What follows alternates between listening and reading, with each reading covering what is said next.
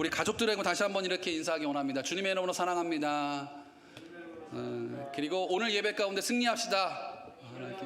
네, 그렇게 인사할 수 있었으면 좋겠습니다. 오늘 은혜 받을 하나님 말씀은요, 우리가 잘 아는 로마서 12장 1절에서부터 2절까지의 말씀입니다.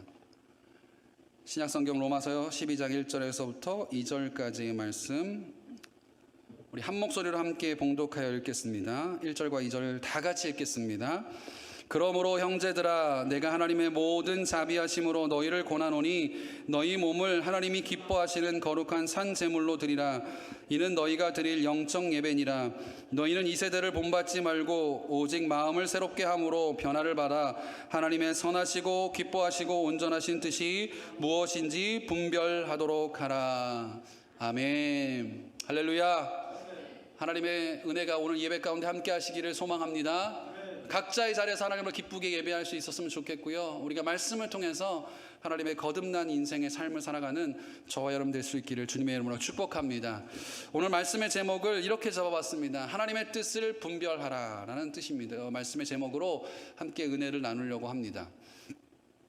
여러분, 인간은 누구나 선택의 기로에 설 때가 있습니다. 이쪽으로 가야 할지 저쪽으로 가야 할지를 선택해야 하는 순간들이 분명히 오게 됩니다. 학생들은 나의 진로의 문제를 놓고 선택을 할 때가 있고요. 그리고 직장인들은 어떤 직장으로 가야 할지에 대한 선택의 고민들을 하게 됩니다. 그리고 노년에 들어서는 내 인생을 어떻게 노년의 삶을 살아야 할지에 대해서 고민하고 선택하는 경우들이 참 많이 있습니다. 이처럼 우리는 선택의 순간 가운데 과연 이것이 어떤 것이 하나님의 뜻인지에 대한 것들을 우리가 분별해야 할 순간들이 반드시 오게 되어 있습니다. 만약 우리가 무엇인가를 시작하기 전에 우리가 해야 하는 일들이 하나님이 기뻐하시는 일인지 하나님의 뜻인지 아닌지를 우리가 분별할 수 있다면 얼마나 좋을까요? 내가 가야 하는 그 길이 하나님이 기뻐하시는 길이면 만약에 미리 알려준다면 우리는 기쁨으로 그 길을 갈 수 있고요. 만약에 그 길이 하나님의 기뻐하시는 뜻이 아니라고 한다면 우리는 시작하기 전에 다른 길로 가면 너무나 좋을 수 있을 것 같습니다. 각자의 상황 속에서 그 방법을 찾으려고 노력하지요. 나는 어떤 하나님을 기도함을 통해서 하나님의 뜻입니까? 라고 물어보기도 하고요. 그런 선택 속에서 우리가 살아가지만 사실은 하나님을 전적으로 의지하고 말씀에 순종하며 살아가는 사람이 아니고서는 사실은 매 순간 이 문제로 인해서 갈등할 수밖에 없는 것이 현실입니다. 요즘 매스컴이나 사람들에게서 가장 많이 듣는 말 중에 하나가 힘들어 죽겠다는 말입니다. 힘들어 죽겠다. 저도 이제 가끔 그런 이야기를 할 때면은 저희 부모님이 죽겠다는 말을 하면은 어른들은 안 된다고 얘기하잖아요. 그럼 제가 아유 죽겠다라고 얘기했다가 부모님들이 야 너 죽겠다는 말을 하는 게 아니야 라고 얘기하면 그때 말을 돌립니다. 죽겠다가 아니라 죽게 있다고. 어머니가 부모님이 말씀을 잘못 들으신 것 같다고. 힘들어서 죽게 있습니다 라고 이렇게 얘기하는데요. 여러분, 정말 말에 권능이 있으니까요, 어떤 어려움 속에 있다 할지라도 우리가 죽겠다가 아니라 주님께 있다라고 고백할 수 있었으면 좋겠습니다. 어떤 면에서 본다면 지금 우리가 살아가는 지금 이 시기가 지금까지 우리가 살아왔던 삶 속과는 완전히 다른 삶, 힘들고 어려운 시기를 살아가고 있는지도 모릅니다. 그럼에도 우리는 결코 우리의 삶을 속단하여 말해서는 안 됩니다. 우리는 이제 끝났어. 우리의 인생에는 더 이상 희망이 없어. 코로나는 종식될 수 없어. 우리는 이제 더 이상 기쁨이 우리 가운데, 행복이 우리 가운데는 찾아올 수 없어. 더 이상 현장에서 예배할 수 없어 라는 말들을 우리가 스스로 입에서 뱉어서는 안 된다는 것입니다. 왜냐하면 그것은 어디까지나 우리의 시선으로 바라본 세상의 모습이기 때문입니다. 그리스도인이라고 한다면 세상 속에서 일어나는 모든 일들이 하나님의 뜻인지 아닌지를 먼저 우리가 분별할 수 있어야 합니다. 그런데 이것이 여러분 말처럼 그렇게 쉽지 않다라는 게 문제입니다. 현실 속에서 우리는 어떤 삶 속에서 이것을 하나님의 뜻인지 아닌지를 구분하기가 너무나 어렵다는 것입니다. 여러분, 때로는 성경의 이야기를 듣거나 성경을 읽을 때 나와는 상관없는 이야기로 느껴지실 때가 있지 않습니까? 분명 성경 속에서는 하나님을 좋은 분이라고 말하지만 유독 나에게만큼은 하나님이 결코 좋은 분 같지 않을 때가 있어요. 그렇지 않습니까, 여러분? 하나님은 좋은 하나님이다, 좋으신 분이다 라고 우리가 입술로 고백은 하지만 우리의 인생을 되돌아보면 하나님은 결코 좋은 하나님이 아닌 것 같아요. 나라는 찬양을 작사 작곡했던 우리 송명희 시인도 그가 스스로 공평하신 하나님을 그가 외쳤지만 사실은 그 찬양의 의미는요, 하나님은 공평하지 않다라고 자기가 스스로 생각하지만 그 가사를 하나님께서 그렇게 쓰게 만드셨다고 하더라고요. 자의가 아니라 하나님에 의해서 그 가사가 나왔다라고 이야기를 하는 간증의 이야기를 들은 기억이 있습니다. 마찬가지로 성경 속에서는 참 좋으신 하나님, 우리가 기도하면 그 기도 가운데 우리는 반드시 응답해 주신다라고 말씀하고 있지만 막상 우리가 기도할 때면 하나님은 우리 기도 가운데 응답해 주지 않는 경우들이 참 많다라는 것입니다. 이런 상황 속에서 우리가 하나님의 뜻을 분별하기라는 쉬운 일이 아닙니다. 구약시대처럼 하나님이 우리와 함께 하시고 재훈아 라고 말씀하시고 너는 그 길로 가면 안 돼, 너 그렇게 하면 큰일 나 라고 하나님이 우리에게 말씀해 주시거나, 아니면 신약시대처럼 예수님이 우리와 동행하시면서 우리가 잘못된 길을 갈 때마다 너 잘못됐어, 이 믿음이 약한 자야 라고 우리에게 책망하신다면 우리가 하나님의 뜻인지 아닌지를 쉽게 구분할 수 있지 않을까요? 근데 지금 우리가 살아가는 이 시대는요, 그 어떤 방법으로도 하나님께서는 우리에게 그 뜻을 알려주지 않는다는 것입니다. 여러분은 어떠십니까? 여러분은 하나님의 뜻이 무엇인지 잘 분별하고 살아가고 계십니까? 아니면 하나님의 도무지 그 뜻을 알지 못해서 내 마음대로 내 뜻대로 살아가고 계십니까? 목회를 하면서 많은 분들을 만나고 이야기를 나누다 보면 서로 다른 의견을 가지신 분들을 만나게 됩니다. 다양한 생각을 가진 사람들을 만나다 보니 간혹 난감한 질문을 받을 때가 있습니다. 어떤 질문이냐면요, 목사님은 어느 편 쪽에 속해 있습니까? 라는 질문이에요. 이게 무슨 말이냐면, 그러면서 이렇게 하다가 대놓고 물어보더라고요. 목사님은 좌편입니까? 우편입니까? 처음에 제가 이게 무슨 뜻인지 못 알아들었어요. 왜냐하면 제가 워낙 정치에 관심이 없으니까 좌입니까? 우입니까? 저한테 물어보더라고요. 그래서 제가 네? 전 좌도 아니고 우도 아니고 중간인데요, 제가 이렇게 대답했던 기억이 있는데요. 특별히 목사님들과의 만남 가운데 이런 질문을 받을 때면 조금 당황할 때가 있습니다. 어떤 목사님들은요, 목회자들이 이렇게 있으면 안 된다고 이야기하면서 태극기를 들고 광화문으로 나아가야 된다라고 얘기하시는 분들도 있고요. 또 어떤 분들은 그런 목회자를 비난하면서 지금은 그럴 때가 아니라 믿고 기다릴 때라고 이야기하시는 분들도 만나게 됩니다. 저는 그때마다 동일한 대답을 합니다. 저는 좌편도 아니고 우편도 아니고 저는 하나님 편입니다 라고 대답합니다. 그리스도인으로서 우리가 고민해야 할 것은 여러분 좌측이냐 우측이냐가 아닙니다. 우리가 어느 곳에 소속되어 있느냐가 중요한 것이 아니라 어떤 것이 하나님의 뜻인지 아닌지를 분별하는 것이 우리 가운데 필요하다는 거예요. 즉, 왜냐하면 우리의 소속이 여러분 이 땅에 소속되어 있는 인생이 아니잖아요.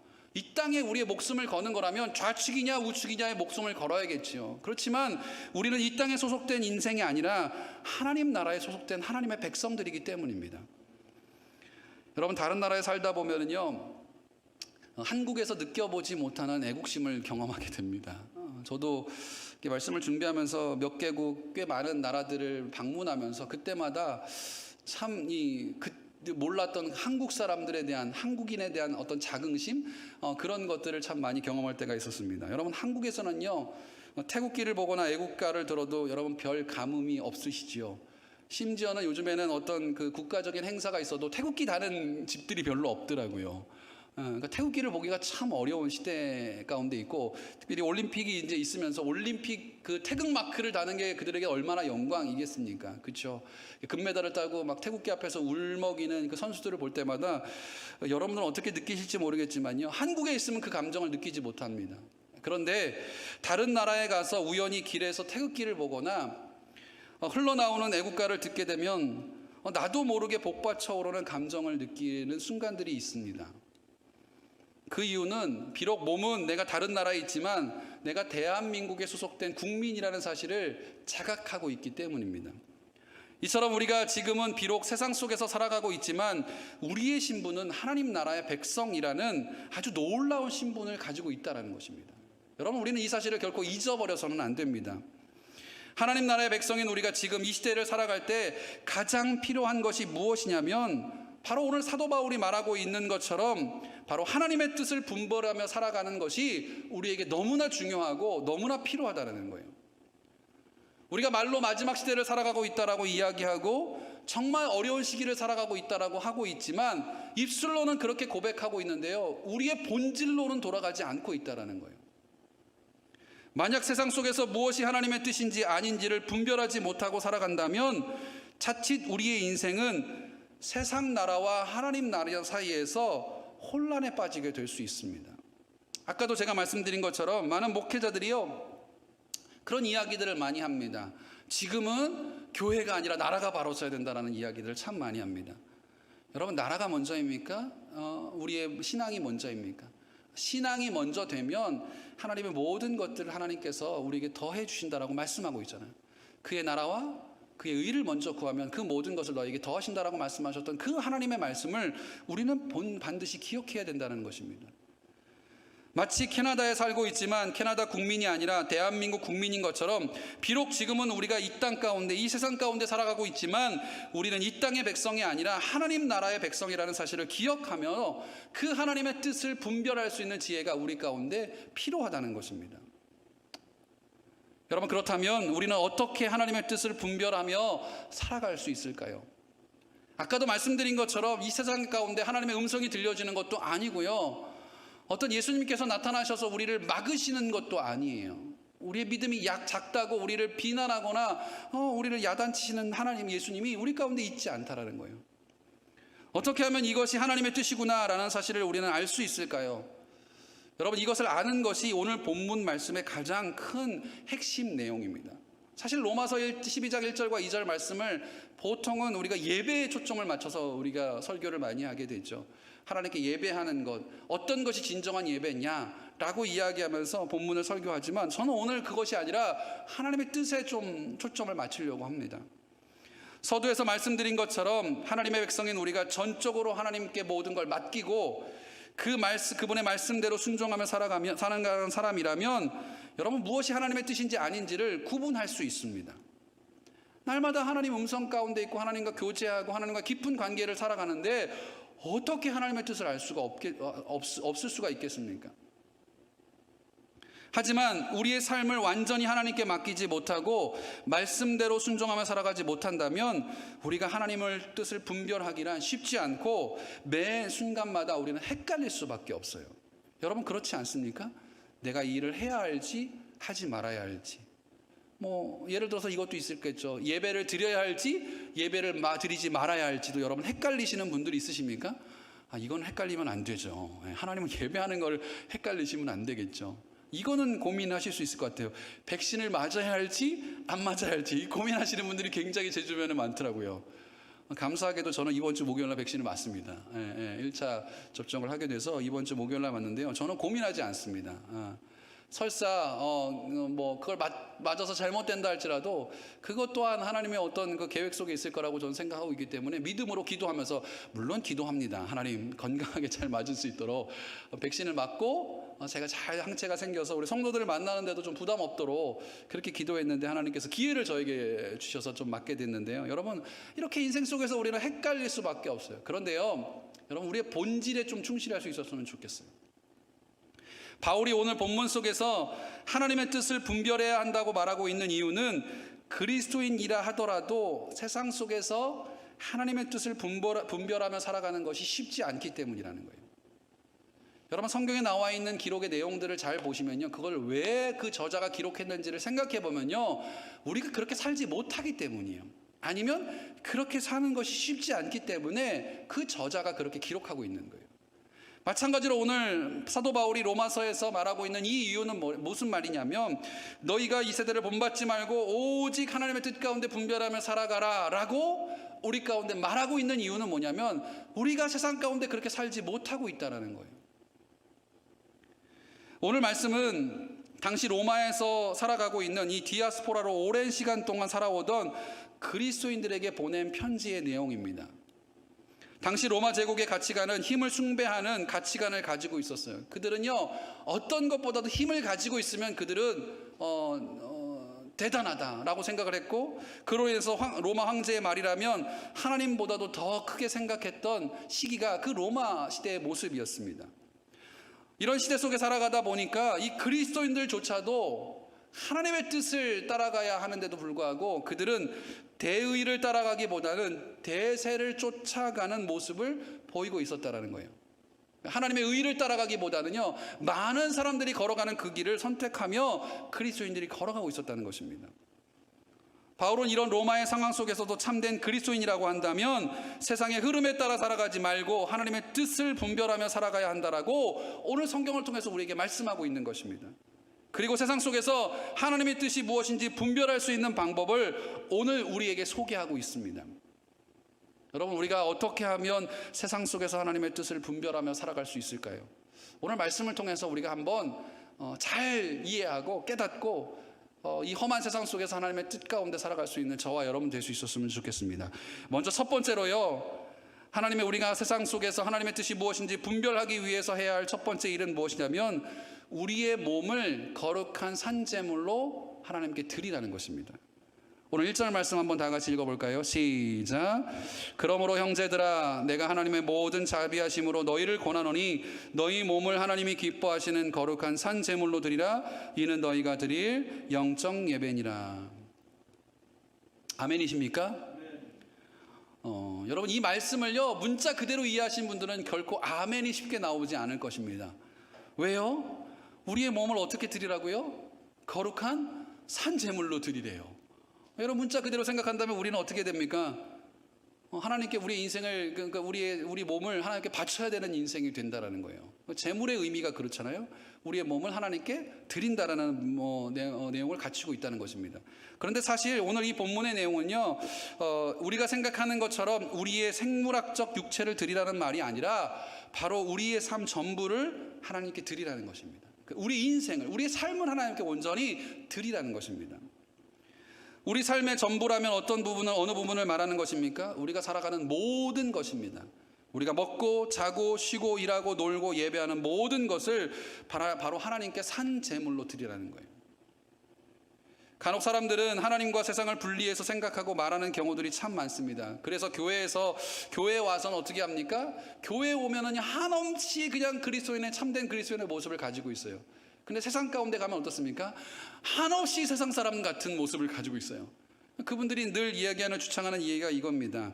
교회 안에서는 그리스도인처럼 살아야 하지만 목사님, 세상에 나가서는요, 세상 사람처럼 살아야 합니다. 그래야 성공할 수 있습니다. 그런 이야기를 하시는 분을 제가 만난 적이 있어요. 목사님이 세상 물정을 너무 몰라서 그렇죠. 아이고, 세상에서 그리스도인처럼 살면요, 바보 취급받습니다 라는 이야기를 합니다. 하지만 여러분, 분명한 것은요, 하나님은 우리에게 이런 이분법적 삶을 살아가라고 우리에게 명령하고 계시지 않는다는 것입니다. 오히려 우리가 지금은 이 땅에 살아가고 있지만 우리가 어디를 가든 어디에 있든 우리가 하나님의 백성이라는 사실을 우리는 결코 잃어버려서는 안 된다는 거예요. 그래서 베드로전서 2장 9절에 보면 이런 말씀이 있죠. 우리가 너무나 잘 아는 말씀, 우리 한번 읽어보겠습니다. 시작.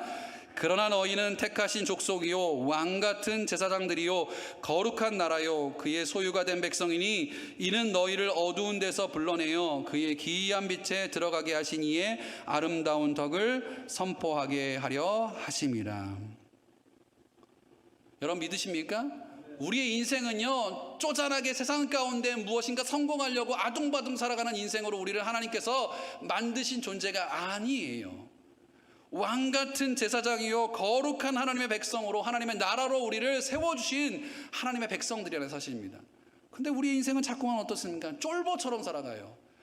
세상에서 조금 더 큰 집을 얻는 거, 세상에서 조금 더 좋은 누리는 혜택을 받는 거, 조금 더 많은 것들을 누리는 것, 갖는 것을 우리는 인생의 목적으로 살아가면서 큰 하나님의 나라를 보지 못하는 인생의 삶을 우리가 살아가고 있다는 것입니다.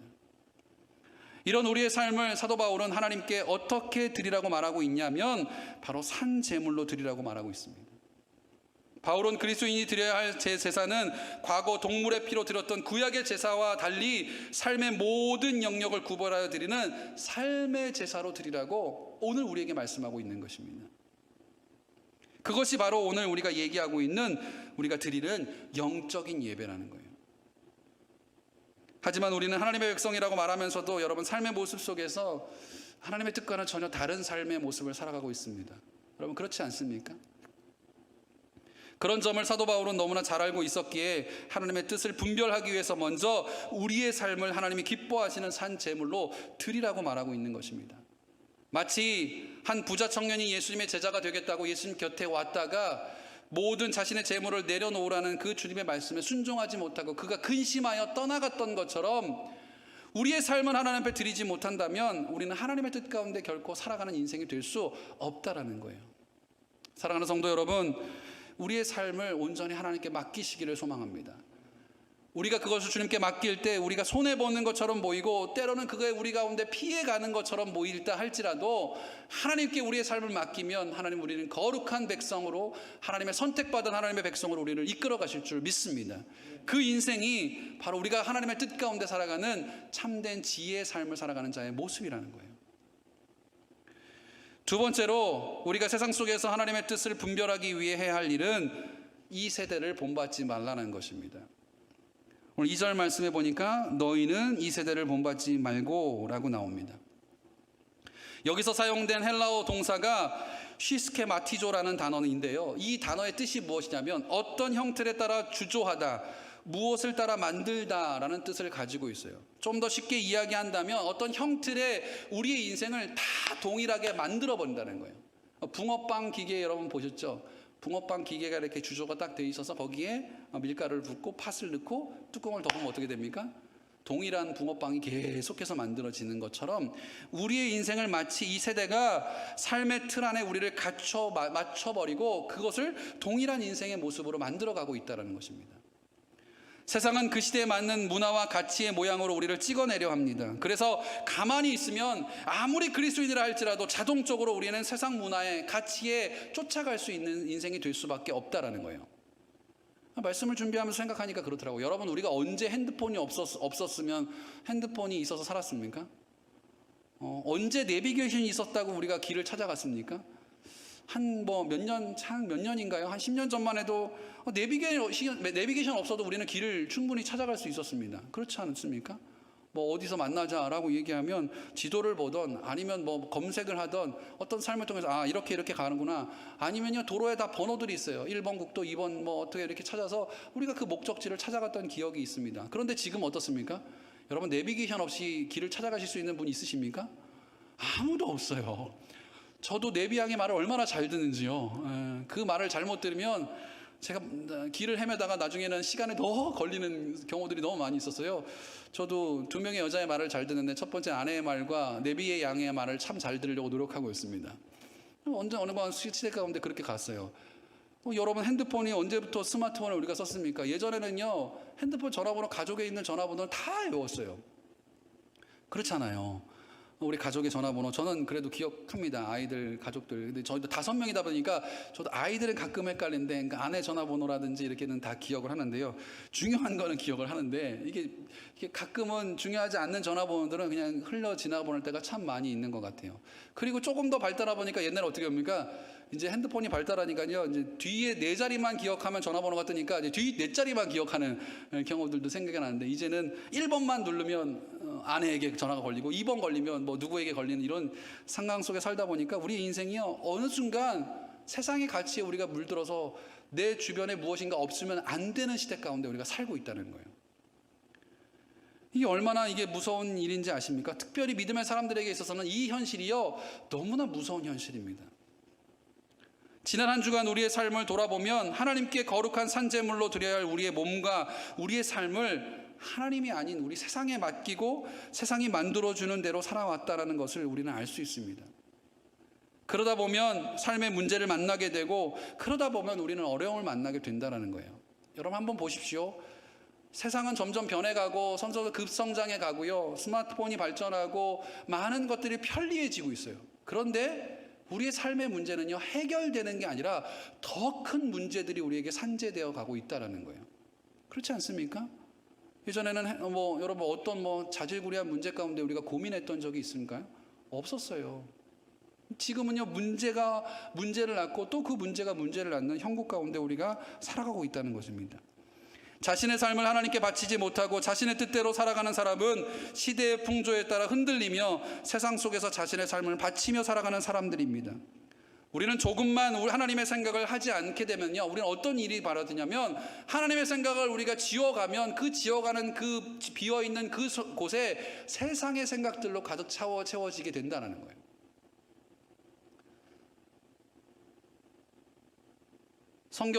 스마트폰이 발달하면서 우리가 성경을 들고 다니지 않게 되죠.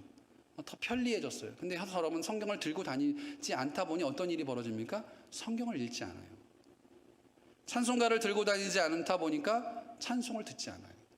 부르지 않아요. 사랑하는 성도 여러분, 여러분은 지난 한 주간 어떤 삶을 살아오셨습니까? 우리는 이 질문 앞에 우리의 삶을 진지하게 한번 돌아보아야 할 것입니다. 우리도 모르는 사이에 우리가 1년, 2년, 5년, 10년을 그저 그렇게 살아가다 보면 우리의 삶의 모습이 어떤 결과를 얻게 될지 여러분 상상해 보신 적이 있으십니까? 만약에 우리가 이렇게 신앙생활을 해나가면, 그렇게 해서 1년, 2년 시간을 허비해 가다 보면요, 여러분 우리 인생은요, 보지 않아도 불보듯 우리의 믿음의 신앙은 어떻게 될지를 뻔히 알 수 있어요. 왜 우리가 다음 세대를 준비해야 된다라고 주창하는 이유가 무엇인지 아십니까? 여러분, 이대로 가만 놔두면요, 우리 아이들은요, 예수님의 옛자도 들어보지 못하는 일들이 벌어지게 될 거예요. 교회를 왜 가야 하는지, 마트 가는 것처럼 경험하고 생각하는 경우들이 우리 다음 세대 아이들에게 일어나게 된다는 거예요.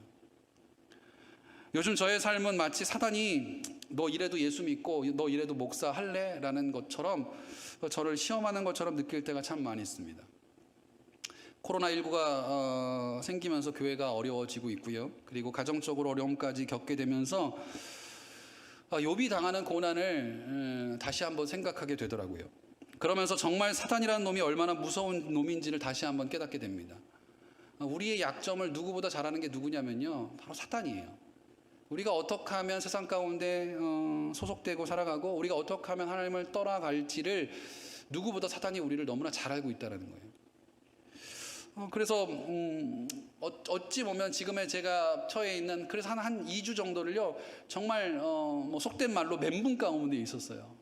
말씀을 묵상해도 그 가운데 제 마음 가운데 들어오는 것들이, 이렇게 귀하게 은혜 가운데 있는 것들이 참 없는 모습들이 참 많이 있었어요. 그래서 설교하는 게 얼마나 힘들었는지 모릅니다. 그런데 이번 한 주간 기도하면서 제가 사단의 괴계 속에서 제가 하나님 앞에 기도해서, 하나님, 내가 더 이상 이 사단의 놀이개가 되지 않았으면 좋겠습니다.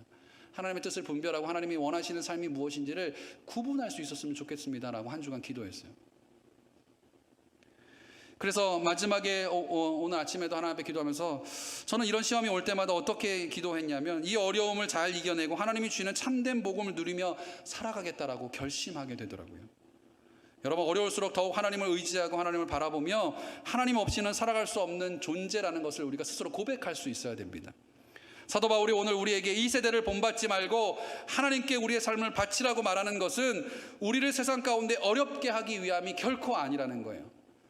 너희는 세상과 구별된 삶을 살아가는 것은 너희가 세상에서 왕따로 살아가라는 것이 아니라 우리가 세상을 이겨낼 수 있는 힘이 우리 가운데 있으라는 거예요. 세상에 물들어가는 것이 아니라 우리의 믿음을 통해서 이 세상 풍조를 바꿀 수 있는 믿음이 우리 가운데 있어야 된다는 것입니다. 사랑하는 성도 여러분, 우리는 이런 믿음의 삶을 살아가기를 소망합니다.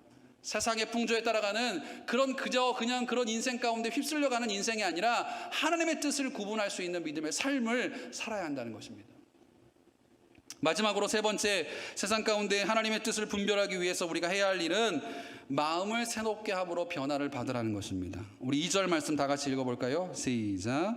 너희는 이 세대를 본받지 말고 오직 마음을 새롭게 함으로 변화를 받아 하나님의 선하시고 기뻐하시고 온전하신 뜻이 무엇인지 분별하도록 하라. 어제 이 말씀을 묵상하는데요, 저에게 참 은혜가 되더라고요. 여러분, 오늘 이 말씀에 숨겨진 2절의 비밀이 있습니다. 그게 뭐냐면, 하나님께서는 우리가 무엇인가를 노력해서 변해야 한다라고 말씀하고 있지 않다라는 거예요. 그렇지 않습니까? 하나님은 우리에게 너가 노력해서 네가 열심히 기도하고 네가 열심히 말씀 앞에 나아가서 너의 삶을 변화시켜야 돼 라고 말씀하지 않고 뭐라고 말씀하시냐면, 하나님이 주시는 변화를 어떻게 하라고요? 받으라고요. 얼마나 쉽습니까? 여러분, 인생을 하나님 뜻 가운데 살아가는 것이. 즉, 우리의 마음을 우리가 변화시키는 것이 아니라 하나님께서 변화시켜 주시는 것입니다. 우리의 마음을 새롭게 변화시켜 주는 분이 바로 내가 아니라요, 하나님이시라는 사실이에요. 이 사실을 에스겔서 36장의 말씀에 보면, 성령을 우리 가운데 보내셔서 우리 속에 굳은 마음을 제거하시고 부드러운 마음으로 우리를 바꿔주시는 말씀이 에스겔서 36장에 나옵니다. 그래서 바울은 하나님이 우리에게 변화를 시켜주실 테니 그것을 우리는 단순히 받아서 그 안에 살아가면 된다는 거예요. 사랑하는 성도 여러분, 신앙생활은요 우리의 힘으로 하는 것이 아닙니다. 여러분, 우리가 너무 착각하는 것 같아요. 신앙생활을 내가 가진 뭔 능력, 내가 가진 어떤 재물, 내가 가진 어떤 지식으로 신앙생활을 하는 사람은요 결코 올바른 신앙의 삶을 살아갈 수 없습니다. 왜요? 그 사람은 교만할 수밖에 없기 때문에. 우리의 힘이 아닌 바로 하나님의 능력으로 우리의 삶을 살아가는 것입니다. 자녀를 양육해 보신 분들은 알 겁니다. 우리가 우리의 힘으로 자녀를 키우려고 한다면 그 자녀가 잘 큽니까? 아니요, 결코 그렇지 않습니다. 그것은 우리가 자녀를 우리 욕심으로 키워가는 것이죠. 자녀가 잘 성장하는 것이 아니에요. 오히려 자녀 양육을 하나님께 맡기고 나아갈 때 그 자녀가 건강한 믿음의 삶을 살아갈 수 있게 된다는 것입니다. 이처럼 우리의 모든 것을 하나님께 맡길 때 우리의 삶은 온전해질 수 있는 것입니다.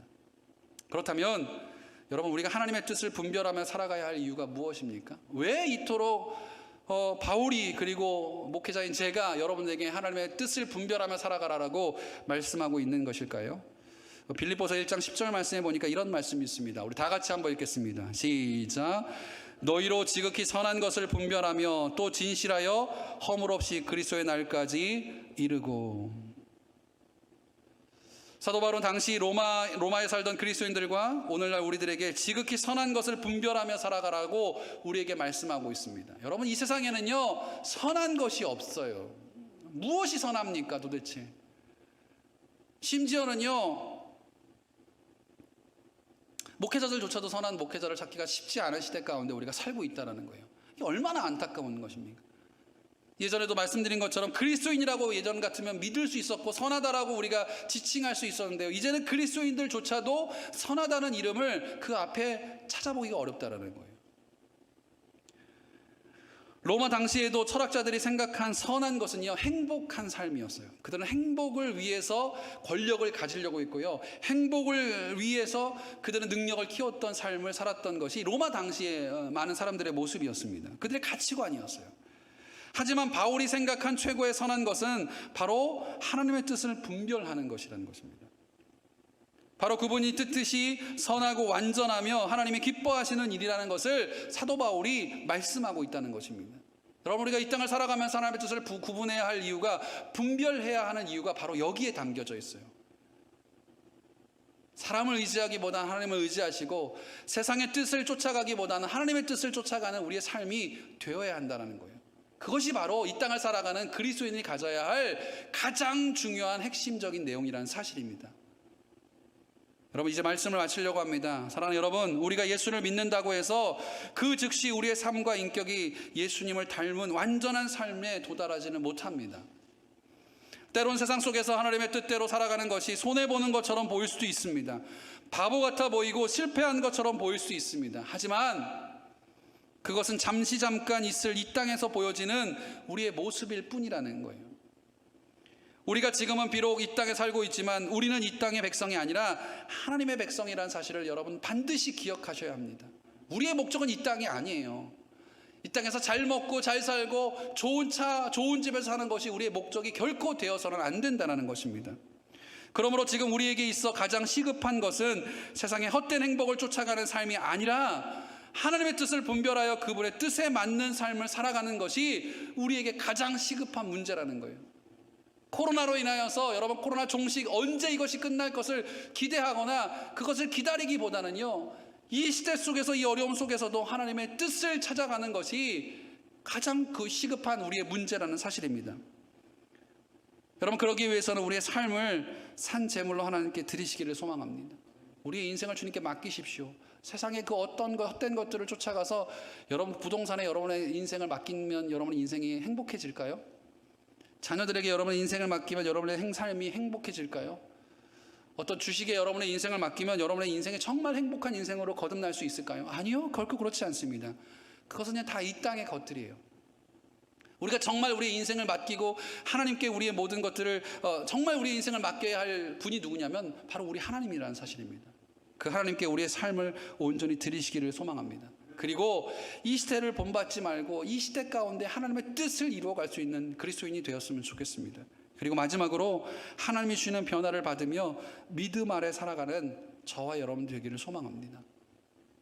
이번 한 주간 여러분의 삶을 하나님께 맡김으로 지금까지 한 번도 여러분 경험해 보지 못한 하나님의 은혜를, 하나님의 그 축복의 은혜를 경험할 수 있었으면 좋겠습니다. 세상 사람들이 말하는 것처럼 힘들어 죽겠다가 아니라요, 하나님 주신 은혜 때문에 행복해 죽겠다가 되었으면 좋겠고요. 정말 주님이 그 주시는 은혜를 통해서, 그 능력을 통해서 우리의 삶이 날마다 하나님의 그 풍족한 은혜 가운데 기쁨과 감사가 넘쳐나는 그런 은혜의 삶을 살아가는 저와 여러분들이 될 수 있었으면 좋겠습니다.